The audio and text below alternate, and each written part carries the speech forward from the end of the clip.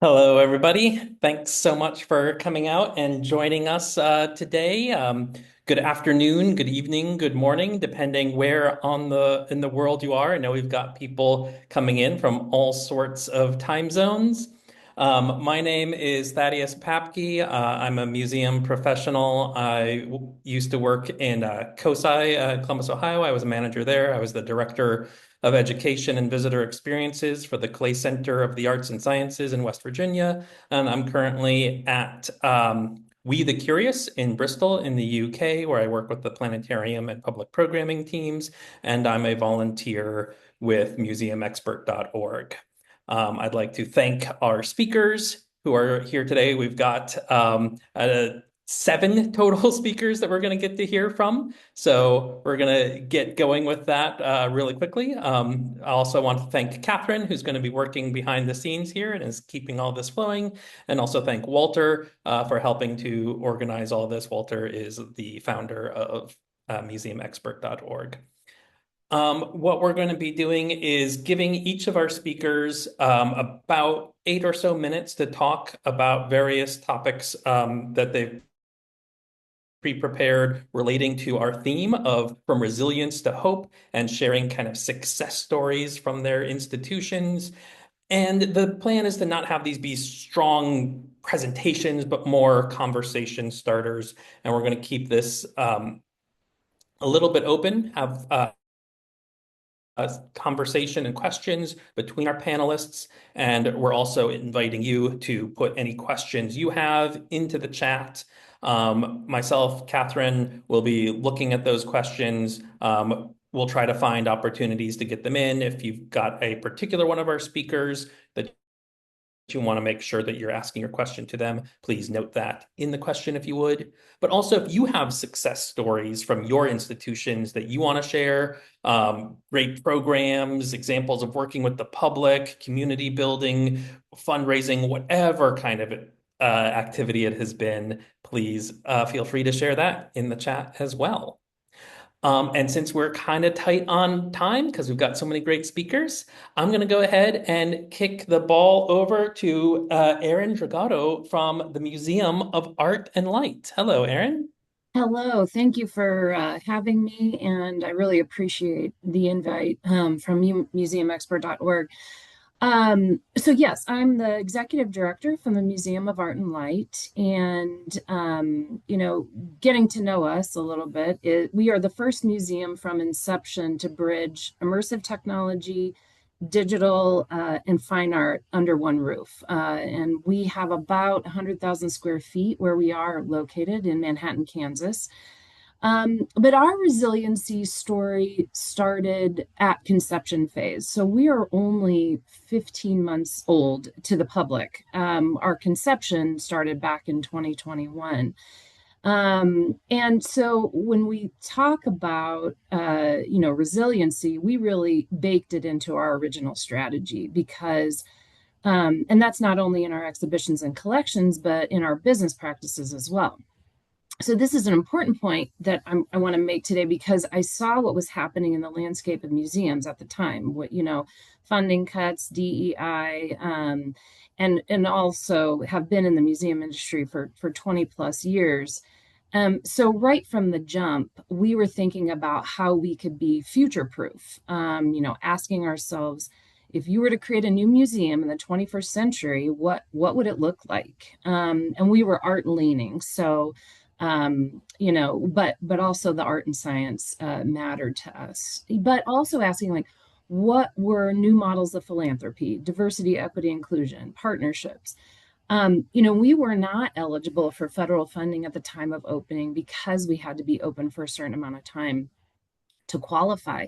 And so what that did was allow us the freedom to really ask ourselves how we wanted this new museum to function without overloading us in bureaucracy or straying from mission, which by the way is to bridge 21st century technology with the visual and performing arts.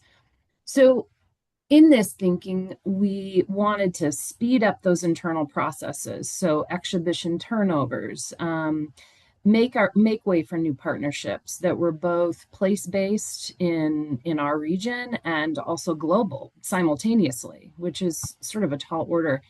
And then to start to create with artists. So not only are we bringing it in and putting it up on our wall, we're actually, the fourth dimension is actually collaborating with artists to then put it up. And that's the collaboration I want to talk about in a minute. So and also open up us up for business opportunities. So I give all that background because of what happened in real time and the community partnership. So we combined our immersive exhibition with physical works, and partnered with an artist by the name of Dean Mitchell, who has an over 40-year classically trained painting in every medium you could think of. And he got his start in our region. So it was fitting to have both this physical space host his physical work, but then also partner with him on an immersive. And him being an African American artist, and us planted directly in rural America, essentially, the collaboration just fit really well, and our community knew him already. And so what that did was allow us to open up other partnerships. So we partnered with Art Bridges Foundation to bring in another exhibition that was a FSA photography exhibition that looked at the Great Depression of the American South, and then also partnered in our community with an entity that was building, preserving Black history in Manhattan, literally stone's throw away from our museum. And so all these things culminated, and without the shackles that maybe the time was putting on everyone, we just went for it. And what happened was kind of miraculous. We gained far more than we expected. We had planned activations like poetry slams and neighborhood tours and speaking engagements and workshops and jazz nights and you name it. And so what happened is that the community immediately felt welcome. We weren't perceived, if there was a perception, as an ivory tower, and now we have better relations as a result with our local community. So the takeaway for us is, we pivoting in this way can be hard at first, right? But not impossible. And the lesson I learned, and we all learned, was that if you're not proactive, time will make the decision for you. So just that's kind of it. I hope I gave more time to someone else. Oh, that was great, Erin. Thank you so much. One of the first questions that comes to my mind is the idea of future proofing. And there's a certain way in which it's impossible to ever really know if you have successfully future proofed something in a permanent sort of way. But what, at least thus far from your learnings following being open for over a year, has been the best takeaway? Like what do you feel the most hopeful for in terms of this is a way that we have that looks like it will be successful future proofing? Yeah, well, I'm actually sitting right now in Las Vegas about to go to InfoComm. And the reason I say that is because what we're looking at in terms of future proofing is utilizing our immersive technology to create a potential business. And so, within the museum. And so when I say future proof, I mean not relying on only one stream of revenue or income to make your to make your museum relevant, or wringing your hands because admission isn't up in a certain amount of time. So I think, starting innovative is important because we are creating our own, and we're able to push that out into our community. So, but also having the internal understanding of how to do that. I mean, that, you know, I I guess it comes naturally, and I don't mean to say that like flippantly, but it's not always easy to know where to go and how to navigate. So, who do you embed to help push the your entity forward? That's kind of another thing to think about. Right. Thank you. Mhm. And Catherine has posted in the chat a link to the YouTube video showing the immersive project that was done with Dean Mitchell, if anybody wants to check that out at some point. Um, I think I will go ahead and kick things over to Thomas now to talk a little bit more about that idea of utilizing immersive spaces in the work that we do. Thank you, Thaddeus, and thank you so much for having me along today to this webinar. Greetings from the UK. My name's Thomas. Friends call me Tommy. I am the animator at Life Science Centre in Newcastle, which is I think it's the most northerly city in England. So it's right on the border with Scotland. And I'm, as I mentioned, I'm an animator. My main sort of profession is making films for planetariums and also interactive spheres, but mostly planetariums. So I'm here to just give you a brief overview today of the film I've made recently, which is called Life: The Greatest Story, which has been quite a big success for our organization, and I'll just give you a little sort of breakdown of how it was made. I wonder if I could maybe just quickly share my screen, because I actually do have a preview of if that works, Thaddeus. Sorry. Well, I think we're going to have to keep things rolling a little bit. You'll have to No paint problem at a all. word picture for That's no us there. worries, no Sorry about problem. that. So to give you a brief overview of Life: The Greatest Story, so our organisation and most of science centres in the UK are, they were started in the turn of the millennium, so they're about 25 years old, or 26 years old this year. So for our 25th anniversary last year, we wanted to do something really, really special. We are the Life Centre, so we thought we would make a film dedicated to the story of life. So we started kind of planning for something really big, really, really exciting, and we decided to make this one the largest production we'd ever done. So previously we've made a few different films, one of which was a Christmas film, which has managed to find its way kind of elsewhere, including in the US.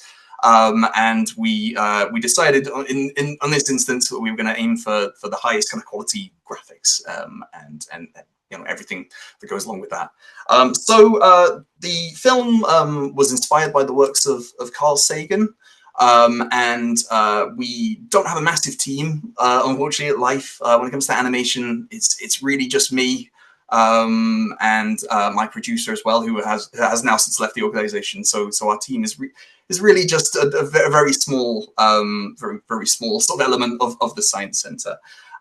So we use the open source animation software called Blender, which is available to everyone. If you've never seen it, never heard of it before, definitely give it a look.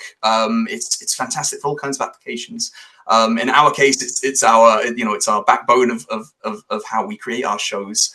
And it really is a fantastic community that goes along with it as well. So I just want to plug those guys as well while I'm here, as it is open source and free. So the film is a 26-minute experience, immersive experience. It combines sort of 5 sort of separate sections within the film. So the opening is 5 minutes of no dialogue, no narration. It is the story of life and the evolution of life told only through imagery. And in the later sections, we include also some local links we include academics and professors from local universities that we filmed using a specialist camera in order to map it to the planetarium. And we also have a really, really exciting section at the very end, which it's all very hypothetical and fantastical, but we follow a beam of light from a distant part of the galaxy that's hit the James Webb Space Telescope, and we visit a hypothetical planet filled with all kinds of crazy aliens, some of which were designed by local children from the community. So we put out a competition to really get people involved. We have a lot of young visitors to the Science Center. We had some really, really fantastic drawings and artworks and everything that that we received, and we had to narrow it down to two. So two of the many aliens that appear at the end of the film are actually designed by local young children, which we were really proud of as an inclusion to the film. It really kind of strengthened the ties, I think, with our kind of key audience, which is younger children. With the kind of release of the film, we've had a lot of really fantastic success with it, which we're really quite bowled over by, and really happy to have won. We won the best educational film at Dome Fest West in the US recently, which was a lovely surprise to us. And we're really hoping that it can travel elsewhere. In terms of resilience, so we in the city that our science center is based, but we obviously have different challenges to institutions in the US currently. But we do have our own sort of issues and challenges as a region that we as a science center. We are really hoping to get our message out and to confront us, I suppose, in that way. So yeah, I'm sorry if I've rambled on a little bit here. I'm not very good at public speaking. I'm usually sort of sat in the cupboard animating stuff. But yeah, hopefully that's enough information about the project, and I'll be able to send also some materials to museumexpert.org, so you can sort of see snippets and previews of the film. Great. We would love that, Thomas. Thank you so much. Thank you. So it sounds like there's a lot of really high concept ideas that are being communicated to very young audiences. Were there any like particular challenges from a science communication perspective that you're feeling especially proud of? Like, we hit on something really great here that was letting us communicate something really challenging. Sure. So the opening of the film, the 5 minutes that has no narration, was designed to be as accessible as possible. You could watch it anywhere in the world. There is no. It's a completely visual and audio based experience. So that was something we were really proud of. It kind of grabs people's attention. And even a younger audience can from our feedback on our surveys we've had, they really resonate with that section. Other challenges, I suppose, yeah, there is a lot of big concepts, as you mentioned, involved in the film. So we worked with 4 really fantastic local academics to not only be on the camera and deliver it in a way that was really again accessible to a younger audience, but also shaped out how we made the film. So we had a preconceived idea of what these people would say when we went and filmed them. We actually ended up changing big parts of the film based on what they'd said. So that was a really great. Involving local experts and local universities was a really great addition to the production process for us, because it made us ask questions we hadn't even really considered at that point. Thank you. Yeah, I think that idea of getting your local experts, but also your local family groups and your communities involved, very similar to what Erin was talking about with getting various local community groups and local artists involved. Like, I do really think we're going to hit on that theme of community involvement just again and again throughout the rest of this webinar. Just to make sure that we are keeping going on, I'll go ahead and move us to our next speaker. But I do want to say that hopefully we'll have some time at the end if anybody wants to jump back to any of these topics, any of these speakers. There should be room for that. To kind of pivot on the idea of challenging topics, I think that seems like a good opening for Elizabeth Pierce. If you would like to share with us your work from the Cincinnati Museum Center, a great center, I have to say. If anybody ever gets a chance to be in Southern Ohio, really recommend checking it out. Yeah, glad to speak about We hosted recently the Auschwitz exhibition. The title of the exhibition is Auschwitz, Not Long Ago, Not Far Away. And the words of that title could not be more relevant and more appropriate. The interesting thing that we did not know when we agreed to host the exhibition is that they have now made the decision that this exhibition is going to Washington, D.C. and will be installed at the United States Holocaust Memorial Museum for the next 2 years while they overhaul portions of their permanent galleries. So I'll just recommend it to anybody who's going to be in the DC area as an important experience to have. We hosted it and wanted to host it in Cincinnati because we have a direct connection to the survivors of the Holocaust and the liberators of the Holocaust through our building. As Thaddeus was talking about, he's been to our spectacular building, as all good Ohioans should spend time there. Union Terminal is an incredible Art Deco train station, and during World War II, it shipped U.S. servicemen all over the country off to World War II, and then it welcomed the survivors and the refugees of the Holocaust and the war to our community. So we have this very deep personal connection to the story of the Holocaust. This exhibition was created by a company called Musealia, and they worked with the Auschwitz-Birkenau State Museum to build a traveling exhibition because there hadn't really been a traveling exhibition from the artifacts from Auschwitz directly. And I'll tell you, our visitors were totally dialed in. They were in this gallery for 3+ hours. They were on audio guides. The gallery was silent as they went through the exhibition. People were just soaking in the information. And the moment of hope that we want to talk about with what these exhibits can do and how history can lead to hope really was reflected back to us. So having the ability to tell this global story with specific local connections and bring our partners from the Nancy and David Wolf Holocaust and Humanity Center into the organization to really kind of lift up the what do I do now? How can I be an advocate in the world today? Was a really spectacular partnership.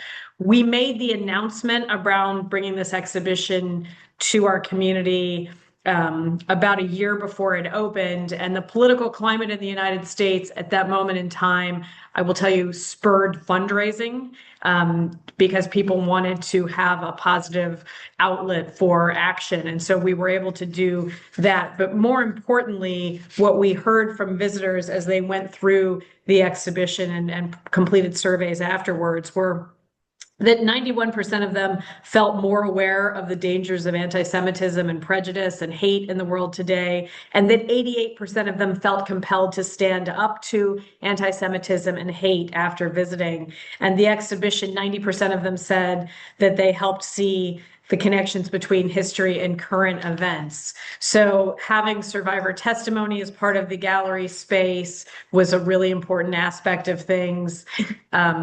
People consistently reflected back to us that they made connections to the state of the world today and that they were leaving with a personal sense of mission to share, to speak up, to recognize the humanity in one another, to celebrate humanity and what life allows us to do.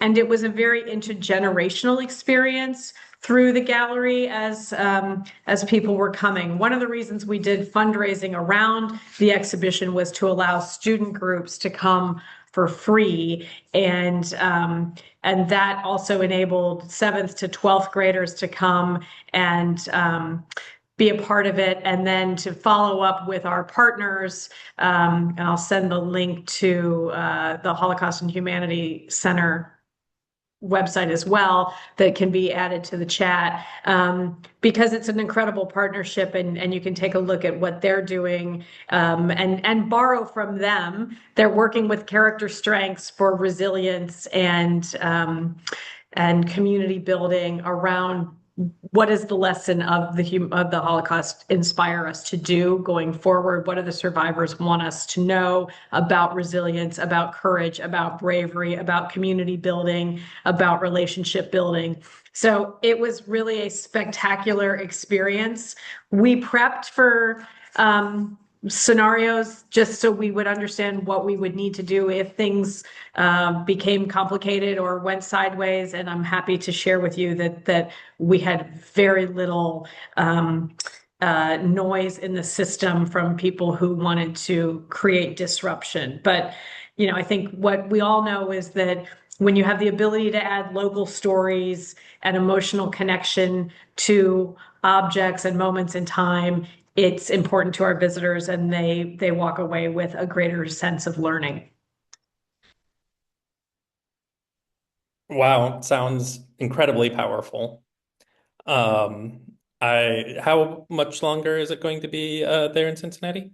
No, it closed. It was here October of 25 to April of 2026, and I think Okay. I don't know when it gets installed in DC. Been yet, but place where they were headed. So, you won't have all the local Cincinnati stories, but you'll have they have survivor stories throughout that they embedded into the storytelling, and it's a wow experience. So get to DC and take a look at it there. Mm-hmm. Yeah, it sounds very worthwhile. Just before this webinar, I came from a meeting where we were discussing climate change and how to talk about some of the really serious impacts that are affecting the world here in our science center. And there's always this hesitancy that comes with addressing heavy topics. Oh, we don't want to bum out our visitors. We want to still create this fun place.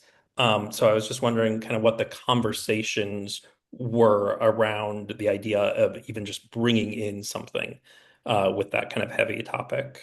Well, great question. And our changing gallery space is right adjacent across from the Children's Museum. So it does create this kind of juxtaposition of cacophony of joy and this very difficult subject matter. And I heard from people in the community who said, I don't know if I can handle that. I don't know if I want to come. And then they heard from other people who did come who said, oh, you've got to go. You've got to understand this history. And I think we were able, through different social media tools and other things, to kind of give people a little snippet of like, here's what you might see, here's how to prepare. We did a whole thing with our partners at the Holocaust and Humanities Center to articulate how to prepare yourself to come, and then how to think about things after the visit. And I think the conversation around resilience and character strength and understanding how everybody brings something to the equation, cuts across all difficult topics. It's like, how do we begin to have and open the discussion, because we are humans, and how do we find connectivity with one another and then build on that?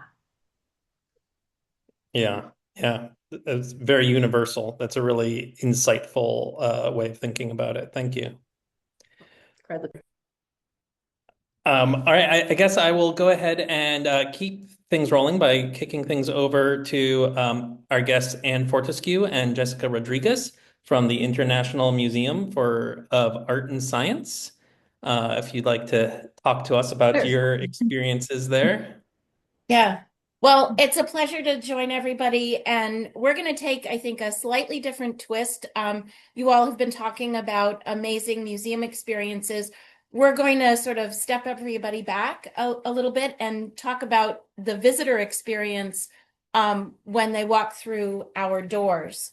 So the visitor services team at IMES, the International Museum of Art and Science, located on the US-Mexico border in Deep South Texas, has evolved over the past 7 years from front desk operations to a more integrated and strategic part of the museum's visitor service experience and community engagement. And leading this transformation is Jessica Rodriguez, Visitor Services and Museum Shop Manager at IMES, who's sitting to my right. And I really wanted her to share what she and her team have accomplished. And so this is going to be kind of an interview conversation between me and Jess, just to sort of tease out of her, because she's very proud of her work, but it requires some prompting for her to talk about it. So let's start with how visitor services have changed at IMES over the past 7 years. So we've definitely grown a lot. Our team has become increasingly visitor centered, data-informed and collaborative. We have expanded our focus beyond just admissions and customer service to creating meaningful guest experiences that support the museum's mission. Our team is intentional in visitor engagement, event support, retail operations, data collection, and community outreach, which was not the case about, I would say, a decade ago. And I'm not sure why, but I think it's because we were seen more as an entry-level position versus, I mean, we're the bridge that connects the community, our visitors, our members. We give this feedback, but I'm so glad that we've changed and we've evolved from that. Since we are the bridge that connects the visitors to what we do here at the IMS. So I'm very proud that our voices are being heard and we're part of the planning of everything that we do, from exhibits to programs, workshops. So, what changes really have you made in the department? And if you can think about which ones of these have worked really well, and maybe which ones haven't worked as well. So as department head, I have focused on strengthening our customer service standards, improving staff training, which is something that we do weekly.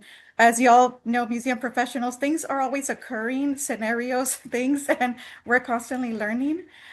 So trainings are done weekly, expanding collaboration across departments, transforming the gift shop into a more mission-driven and community-focused space. One of the most successful changes has been increasing partnerships with our local creative community, fair trade with our local artisans, regional artisans, and international artisans, small business alike. We focus on supporting small, Latinx, women-owned businesses. And this has resulted in a more unique merchandise selection that reflects our community and our museum mission. As far as what hasn't worked well, just like every institution and within your departments, I'm going to use the gift shop as an example. There have been some initiatives and that required some adjustments along the way, but I want to point out that not every new process or product, that didn't perform as expected, that is not a negative thing. It actually provided valuable lessons that helped us refine our approach and make some informed decisions moving forward. So staying sort of along those lines, I'd love for you to give an example of what you've done with the upcoming exhibition that we'll be hosting from the Smithsonian Traveling Exhibition Service, and the National Museum of the American Latino, Lowriders, Chicano car culture. And so we've, of course, we all plan for exhibits months, years out. And Jess has been involved in those conversations from the beginning. And this particular exhibit, like all of them, but this one in particular, really got her wheels spinning, no pun intended, or maybe pun intended, early. And I want you to share just sort of what your approach and what that yielded. Yeah, so we have an amazing curatorial department, and our curator shared with me the files of this exhibit. My team and I reviewed the photography, the cars, the art, the images, and we, like I mentioned earlier, we always try to focus on small businesses first, our local creative community. And thanks to the festivals that we've had, I met a lot of artisans. I reached out to many of them, and many of them are making merchandise that aligns with this exhibit. I also looked a lot of the imagery. A lot of it has to do with La Virgen de Guadalupe and a couple, it's very saint religious focused. The art cars. I actually made some phone calls to some car dealerships and got insights on that, and reached out to artists. And one of them created the image of La Virgen de Guadalupe with a lowrider car. It's a Lincoln. And we purchased the design and made sweaters, t-shirts, and the exhibit isn't even here yet, and we've already sold half of those. We focus on education also. We made sure we got coloring books that was made by also a regional artist that has information about the lowriders. We're also working with some from Mexico, some artists that are making us some designs to make stickers, which are coming soon, keychains, and they're actually going to be involved in our market. And I'm very proud that we're just reaching out, always supporting small first, and it's also a way for us to, in a way, see what sells and what doesn't. And if you can't see it, but if you were to see our gift shop now, it's almost empty with this merchandise. So we're in the process of reordering. We take a lot of pride in reaching out, fair trade, and supporting our community first. Yeah. So talking about community and our audiences, I know you've had the opportunity to be a part of several of our professional development experiences, CCLI, the Cultural Competence Learning Institute, and then Cambio.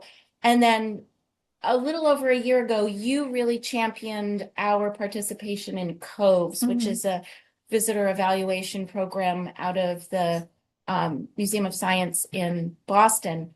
And you not only convinced the entire leadership team that this was a good idea, but you yourself have been the project lead on this. Can you talk a little bit about how COVES has influenced your approach to visitor services at IMUS? Yeah, so I just want to start out that I'm not a data analyst. I'm learning through this. I've been doing this for about 6 months. And it's really, I'm able to see some of the comments and what people do. And one, it reinforced what we already know that that we've been doing a great job. And it also has humbled me in a way that there were some things that I thought we were doing and we were not performing, I guess, well in those areas. And then some of them we do. And this visitor feedback is really helping us make wiser decisions of, what people are looking for, understanding our visitor, why they visit our museum. And we have an excellent report card, of as far as, people really enjoy what we do. I'm sorry, I'm going, of course, like Thomas said, I'm new to this, public speaking, but we it really has helped us understand our visitor and it's going to really help us, make better informed decisions as far as exhibits, programs, and I'm not sure if I answered that well, but like I said, I'm barely 6 months in, so hopefully I get better answers for this. But it's it's saying that we're doing a very good job, but there's some things that we need to work on. So just to kind of wrap up, I think you've been involved in all of our cross-departmental teams and kind of looking at that museum-wide collaborative work. What changes are you looking forward to in the next year and the next 3 years?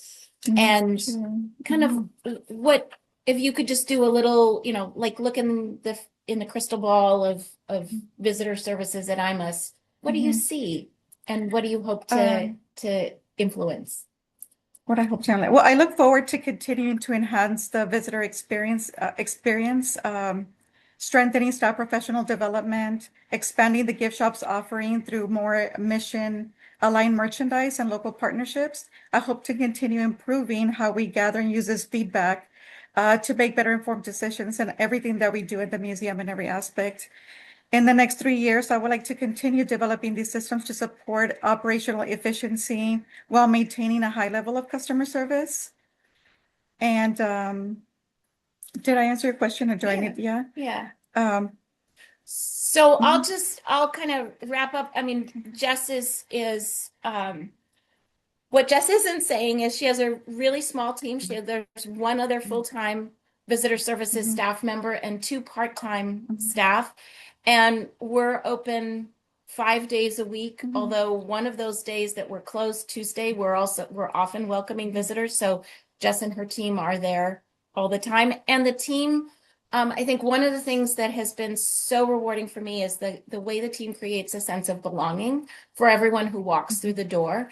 And part of that is they are fully bilingual. And so they are able to greet our visitors in Spanish and English, which I think is not something that has always been the case here at IMUS. Yes. And so it's super important for us to have that, to have that sense of welcoming and belonging.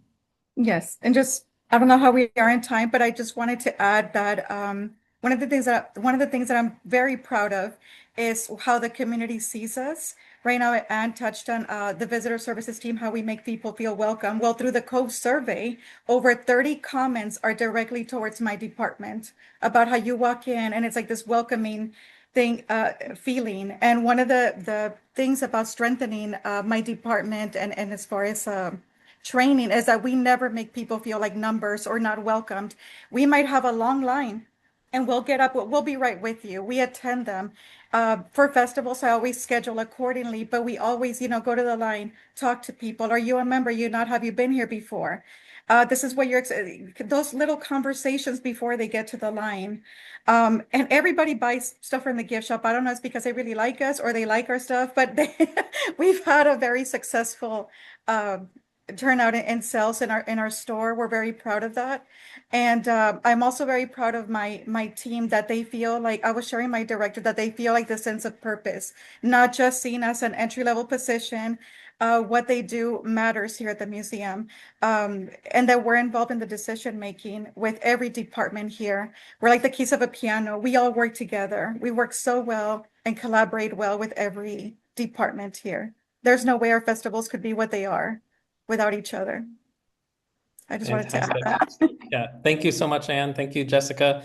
Definitely bunches of questions coming to mind. Some for all of our speakers relating to how we start those conversations with community groups, how those partnerships get made, because that is such a key point that's coming up again and again. And I'm hoping we can have a little bit of time at the very end to open the floor towards how these partnerships are getting formed in the first place. How do you cross that bridge, make those first inroads? And I'd really love a chance to dig in a little bit to how the front-facing staff gets involved with the decision-making process in your institution.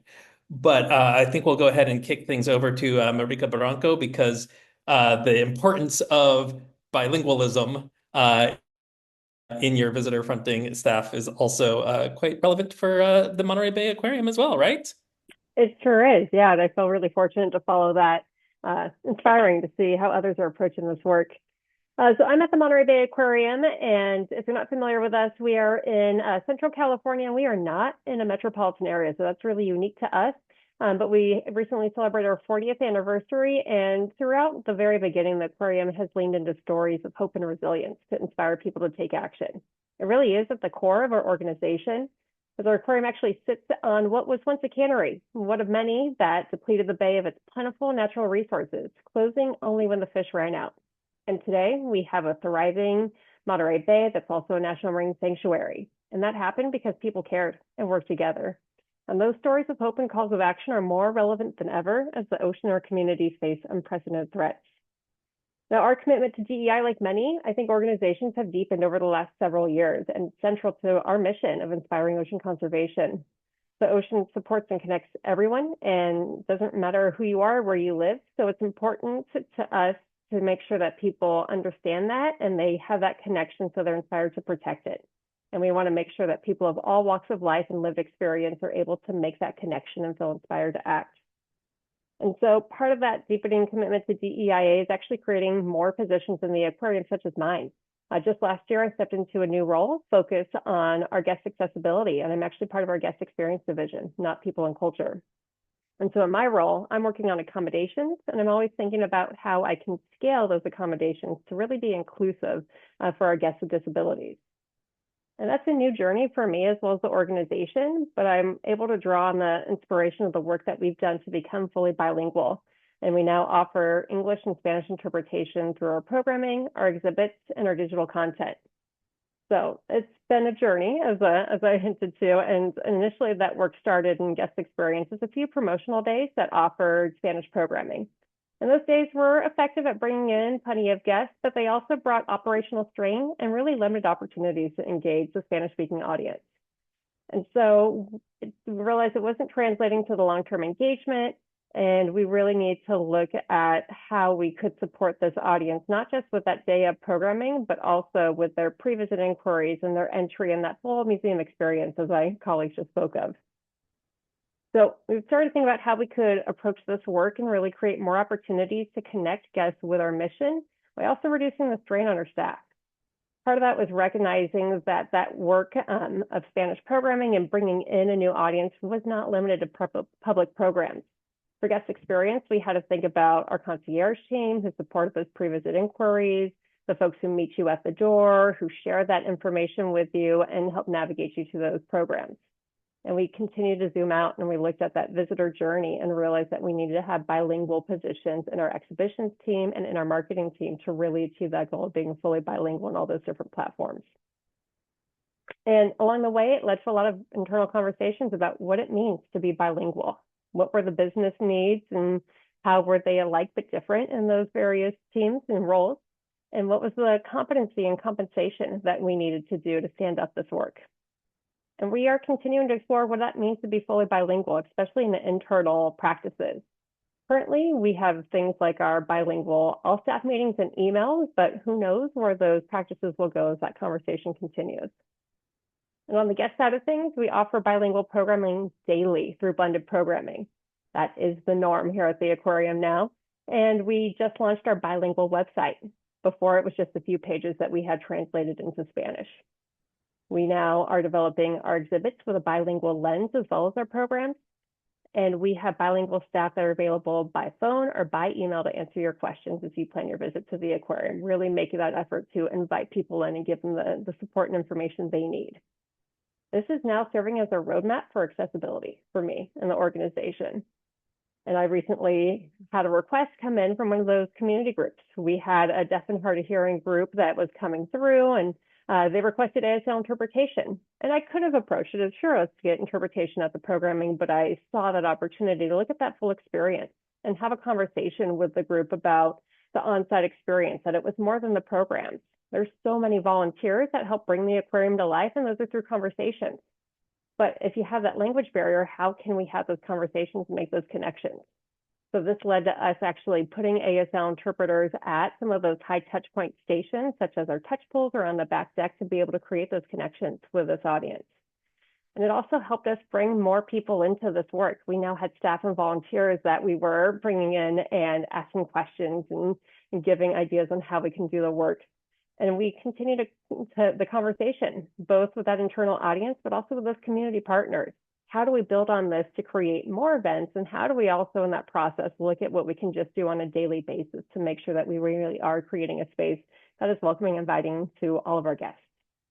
So it's a journey and we're just starting, but it's really exciting to see. And I'm also getting a lot of inspiration from how others are approaching the work in these really challenging times that we're in. Fantastic. Thank you so much. I'm sure there have been a lot of really interesting challenges you've had to deal with along the way there. All right, since we've got about 10 minutes left, I'm going to go ahead and kick things over to Steven Snyder at the Fleet Science Center in San Diego, my childhood science center. And then we should have just a couple minutes at the end for questions. And as a reminder to the people viewing, if you've got any additional questions, please feel free to put them in the chat and we'll see if we can get to them at the end. Thank you. Go ahead, Steve. Thanks. Yeah, so I'll be quick. Basically, this is a story about how a year ago I had a full head of hair and no gray whatsoever. The Fleet Science Center, we're here in Science Center in San Diego. We're here in Balboa Park. For those of you who don't know what Balboa Park is, it's one of the country's largest urban parks. It has 19 different museums inside of it. In addition to that, performing arts spaces and youth programs and gardens and all kinds of stuff. So it's a pretty unique kind of conglomeration of things. Think the National Mall and the Smithsonian, only without all the politics, or maybe with West Coast politics instead. So that's where we stand. We've been here about 50 years. We are the first museum to be a museum and an IMAX. So my apologies to everyone else who now got saddled with that idea. We were also the world's first dome theater and really have been about this space and building behind me for our existence. And about 12 years ago, we started making a very conscious shift to thinking about being that our work doesn't need to be here in the building. It should be really in the neighborhoods and communities across San Diego County. And so what that meant was a lot of work and investment in building relationships and building trust and going into neighborhoods and communities and basically being a fixture, sitting at community meetings, whether it had anything to do with us or not, really with the idea of how do we work with communities to identify what their goals and aspirations are and figure out how we can help support them. And really with this long-term idea of becoming not a museum in the park, but a county-wide organization that happens to have a museum. So that was really the work, and that's sort of been our goal for, let's say, about a dozen years now. And about 2 years ago, we stepped back as we were just kind of writing our annual report and looked at the numbers, and by gosh, somehow it happened without us looking at it. We just that year had served basically people in 108 of the 110 residential zip codes in San Diego County. We had collaborations with partners in neighborhoods from San Ysidro, which is down on the U.S.-Mexico border, up to North County, which is Escondido, and everything in between. And really, we're feeling quite chuffed about that. It also brought in a lot of money because of these collaborations and been going great. And then, Elizabeth mentioned that word when things go sideways. So a year ago, I don't know if you all noticed, things started going sideways. Things went sideways. And so we lost $4 million of federal funds out the door. Lawsuits and all the stuff that followed. Not a dime is going back. Not a dime is coming back. It's just eliminated. And that was even more problematic because the funds were to us, but really through us. Most of the funding, about 2/3 to 3/4 went directly into the communities and neighborhoods with the partner organizations in these neighborhoods across San Diego. So that was just all gone. So while we're reeling from that, about 6 months after that, the city of San Diego figures, hey, it'd be a great idea to generate revenue for the city if for the first time in over 120 years, we charge for parking in Balboa Park.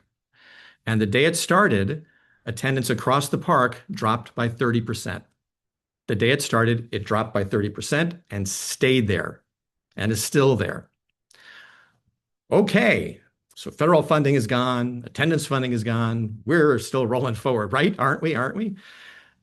2 months ago, because that's not enough, the mayor released his budget for the next fiscal year, and he figured that the best way to balance the city's budget is to eliminate all arts and culture funding, because why not?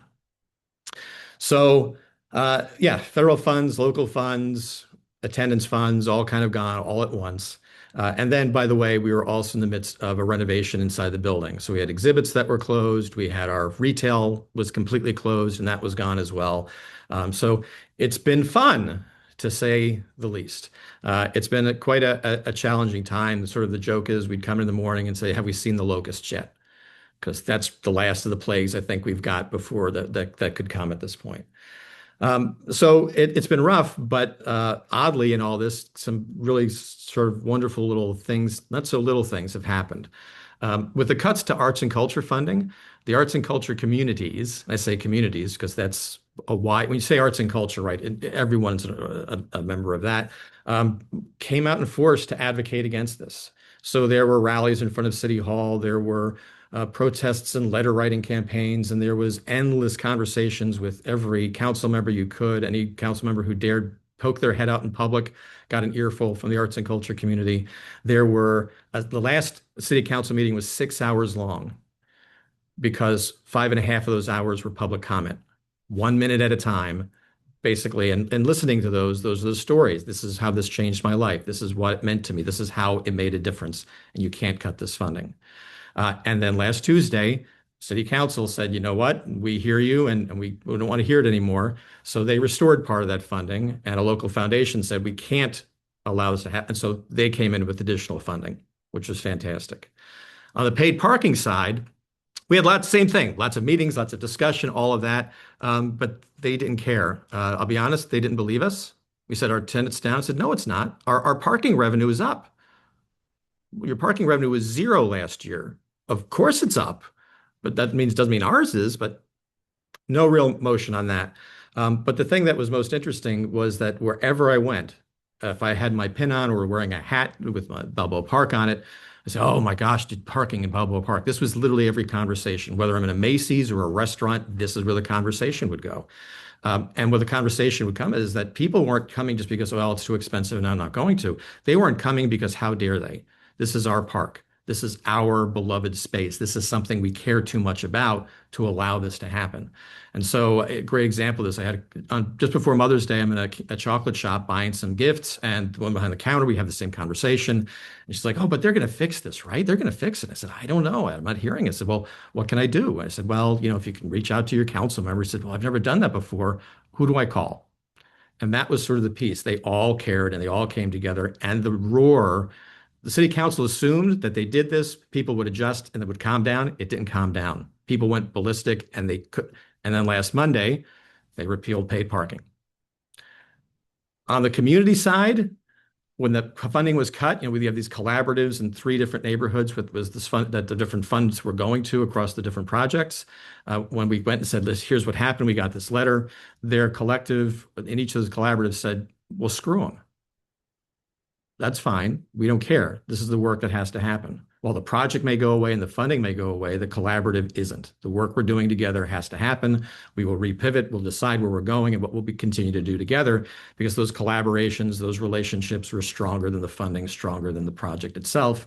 And now all 3 of those have new projects underway.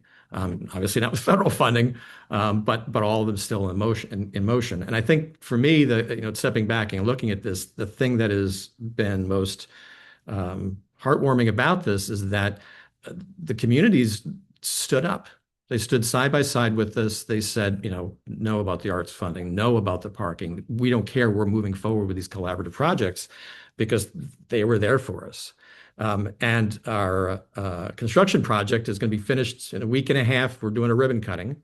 And that actually should be exciting, but it's also angst-inducing, because while they restored some of the arts and culture funding, it's a 25% cut. And while parking will be free again, it won't be free until December. So we've got another 6 months of 30% reductions while we're opening new stuff. Best time to open something new when no one's coming, and the cutting funding. But I'm much more feeling much more hopeful because the communities have told us we're not alone. And that's I think for me the big outcome of all this. What a great note there to end on. And I think that really resonates in many ways with all of the stories that were being shared here today about how none of us are alone and that we are with our communities in partnership and collaboration, but they are also with us. That's brilliant. Thank you so much, Steve. Thank you, everybody. In just our last minute or two, if anybody wants to jump in to say just a little, put a button on something that they thought of, or have a quick question for somebody else, or a comment on how to start building those community networks, please go ahead and unmute yourself and jump in there.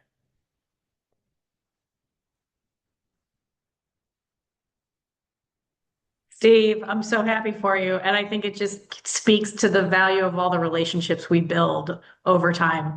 You never know when they're going to come back to be useful to you, but we put the work in every day, and all the things that we do, just yes, I'm like filled with joy for you based on those stories. Yeah, all of these things. Kudos for hanging in there. That's the harder part, I think. Yeah, only got to hang in a little, 6 to 8 months longer. That's fine. I still got a little bit on the sides. I don't remember you with hair, actually. So, I know.